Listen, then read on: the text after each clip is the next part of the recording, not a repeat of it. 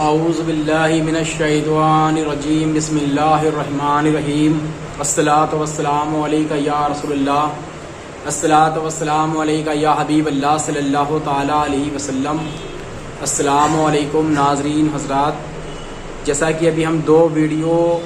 آپ کی خدمت میں پہنچا چکے ہیں کربلا سے متعلق، اب یہ ہمارا آج تیسرا ویڈیو ہے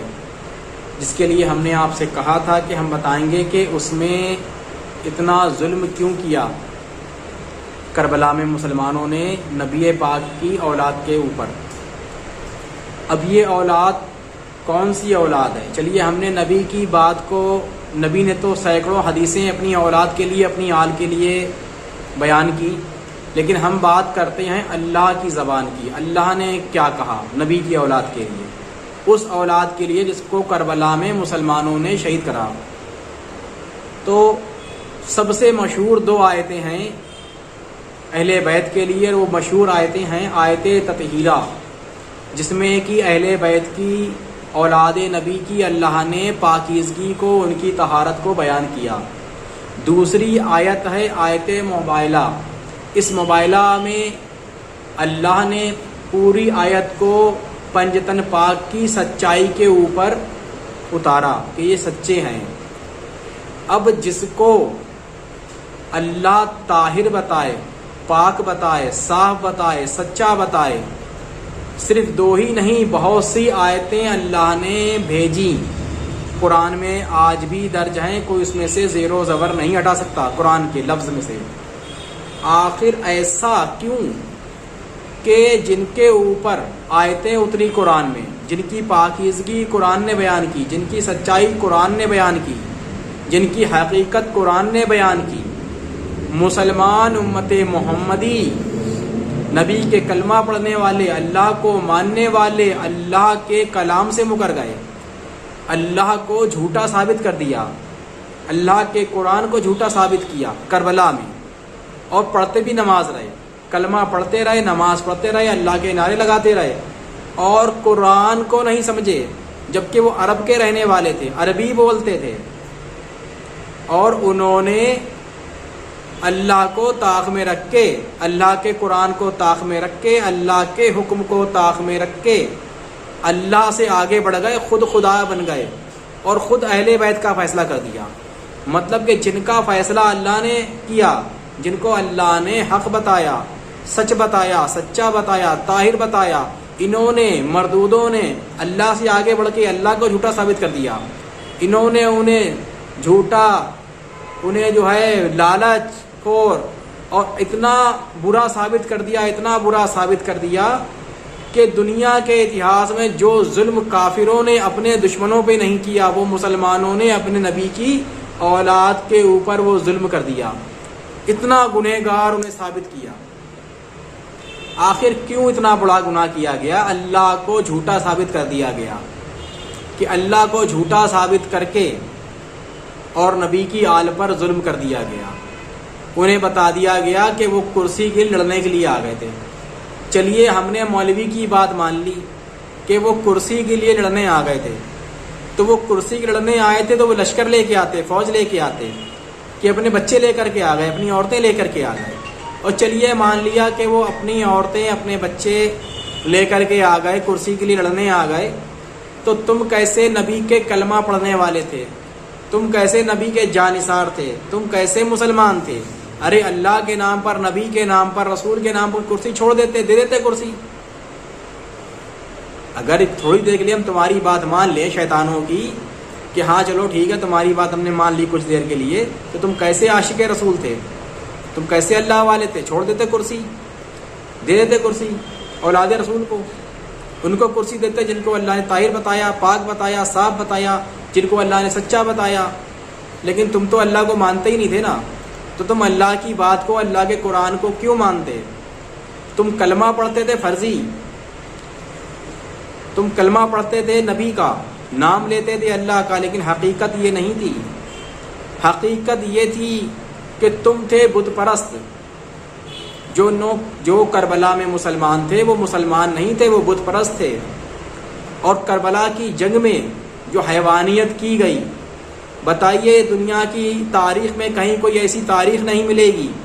کہ کسی کافر نے، کسی ظالم نے، دنیا کے بڑے بڑے ظالم، آج یوٹیوب کا دور ہے، آج گوگل کا دور ہے، سرچ کیجئے مسلمانوں، آپ کو پورا اتہاس مل جائے گا، آدم علیہ السلام سے لے کے اب تک کا پورا اتہاس ملے گا ہر ظالم کا۔ اب دنیا کے سارے ظالموں کا ظلم اکٹھا کر لیجئے،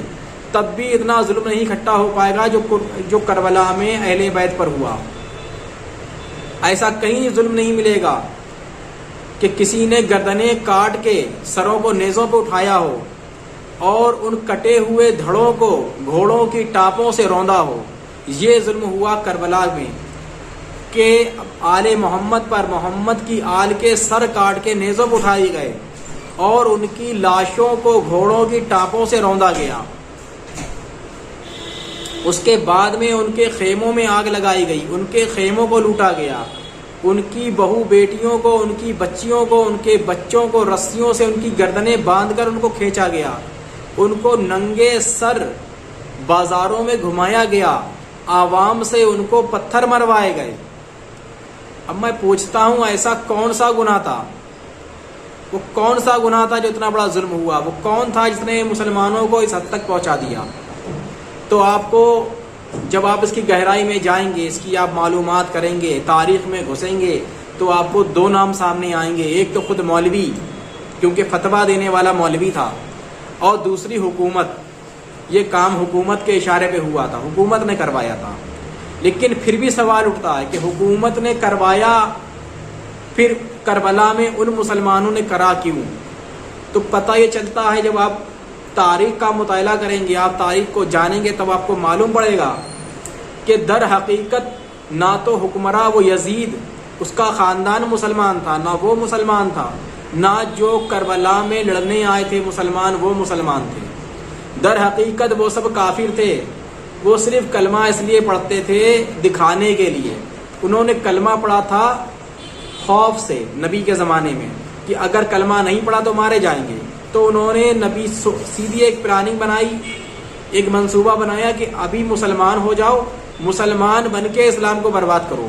اور اسلام ایک ہی صورت میں برباد ہوئے گا، وہ صورت یہ ہے کہ محمد کو ختم کر دو، محمد کی آل کو ختم کر دو۔ اب انہیں محمد نبی کریم صلی اللہ علیہ وسلم کو ختم کرنے کا موقع نہیں ملا، تو انہوں نے لگا لگایا اولاد رسول کو مارنے کا۔ کچھ حوالوں میں آتا ہے کہ انہوں نے شروعات کی حضرت فاطمہ الزہرا سلام اللہ علیہ سے، انہوں نے ان کے گھر میں آگ لگائی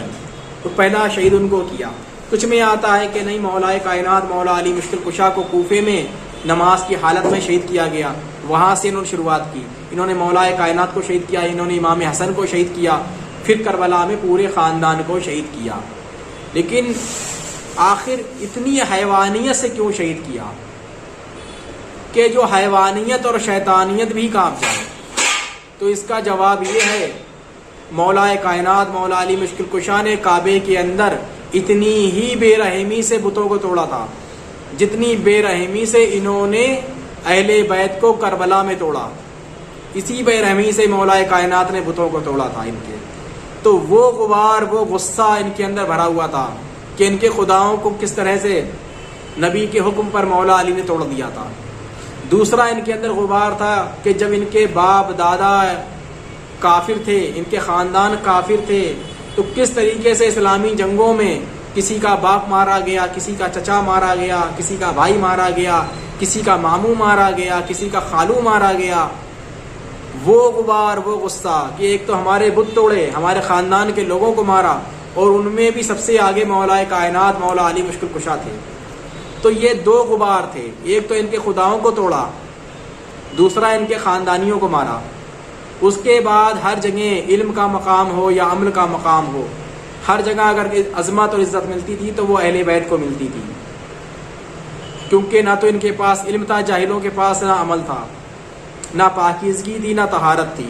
ہر جگہ قرآن سے لے کے حدیث سے لے کے اور دنیا کی ظاہری زندگی تک اگر کوئی اعلیٰ شخصیتیں تھیں تو وہ صرف اہل بیت تھی۔ تو اس لیے وہی سب غبار، وہی بتوں کا بدلہ، بت توڑنے کا بدلہ، وہی خاندان کے لوگوں کو مارنے کا بدلہ، وہی بے رحمی کا غبار کربلا کے اندر پھوٹ پڑا کہ انہوں نے صرف ان کو شہید نہیں کیا، چلو شہید کر دیتے وہاں تک تو ٹھیک تھا، لیکن پہلے ان کو پیاسا رکھا، بھوکا رکھا، اس کے بعد ان کو شہید کر کے گردنیں کاٹ کے ان کو نیزوں پر اٹھایا، ان کی لاشوں کو پامال کیا، گھوڑوں کے ٹاپوں سے ان کو روندا گیا، ان کی بہن بیٹیوں کے خیموں میں آگے لگائی گئیں، ان کے سامان کو لوٹا گیا، ان کے گلوں میں رسیاں باندھ کر ان کو کھینچا گیا، اتنا ظلم۔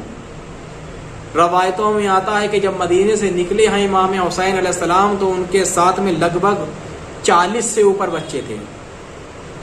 جو کہ کچھ میں آتا ہے 44، 45، 46، 47، 48 تک آتا ہے، یعنی کہ 40 سے اوپر تھے، 50 سے کچھ کم تھے، یعنی کہ 47، 48، 45 بچے تھے۔ لیکن روایت میں آتا ہے کہ جب مدینے واپس قافلہ پہنچا آزاد ہونے کے بعد تو 6-7 بچے ان کے پاس بچے تھے، یعنی کہ ان کے ظلم اتنے اس قدر تھے کہ ان ظلموں کو وہ بچے، نازک بچے برداشت نہ کر سکے، اور وہ بغیر کسی تلوار کے، بغیر کسی تیر کے ان ظلموں کا شکار ہوئے، اور ان ظلموں زیادتی کی شدت سے، اس کی تکلیفوں سے، اس ظلموں کی جو انہوں نے ان کے کوڑے مارے، جو ان کو نیزے چبوئے، جو ان کی اونٹ کی جو پیٹھ کی جو اٹھی ہوئی ہڈی ہوتی ہے اس ہڈی سے ان کے ریڑھ کی ہڈیاں رکھ کر کے انہیں باندھا، ان کو کھینچا، ان کو اونٹوں سے کھینچا، اونٹوں کے پیروں میں آ کے بچوں نے دم توڑی، گھوڑوں کی نالوں میں آ کر کے بچوں نے دم توڑی۔ تو یہ وہ ظلم تھا کہ جو ظلم اہل بیت پر ہوا، جو ظلم آل رسول پر ہوا، یہ ظلم نہیں، یہ بدلہ تھا ان بتوں کو توڑنے کا، یہ بدلہ تھا ان جنگوں میں خاندان والوں کے مرنے کا، یہ بدلہ تھا ہر مقام پر بے عزتی اور رسوائی اٹھانے کا، اس کا بدلہ لیا گیا کربلا کے اندر۔ تو میرے بھائی اب یہ پتہ کریے، آپ کی ذمہ داری ہے کہ اس میں کون کون لوگ شامل تھے، ان کے باپوں کے نام کیا تھے، ان کے داداؤں کے نام کیا تھے، اور وہ کن منصبوں پر شامل تھے، اور ان کو وہ منصب دیے کس نے تھے۔ سارے راز کھل جائیں گے اور آپ کو دین ایمان سمجھ میں آ جائے گا، آپ کو کربلا سمجھ میں آ جائے گی انشاءاللہ۔ اسی کے ساتھ کربلا کے اگلے ذکر اور کربلا کے اگلے پردے ہم آگے کے ویڈیو میں آپ کے سامنے انشاءاللہ کھولیں گے، اس لیے آپ لوگ مسلسل ہمارے چینل کو دیکھتے رہیں، اور ہمارے چینل کو آپ لوگ سبسکرائب کریں، لائک کریں، شیئر کریں، کمنٹ کریں۔ اگر اس کے علاوہ بھی آپ کو کچھ اور چیزیں پوچھنا ہے تو انشاءاللہ ہماری کوشش رہے گی، اگر آپ کمنٹ باکس میں لکھ کر کے بھیجیں گے تو ہماری کوشش رہے گی کہ آپ تک اس کا سوال کا جواب پہنچایا جائے انشاءاللہ۔ اسی کے ساتھ ہم اپنی بات کو یہاں پر ختم کرتے ہیں، آگے بھی دیکھتے رہیے یووا صوفی مشن۔ السلام علیکم۔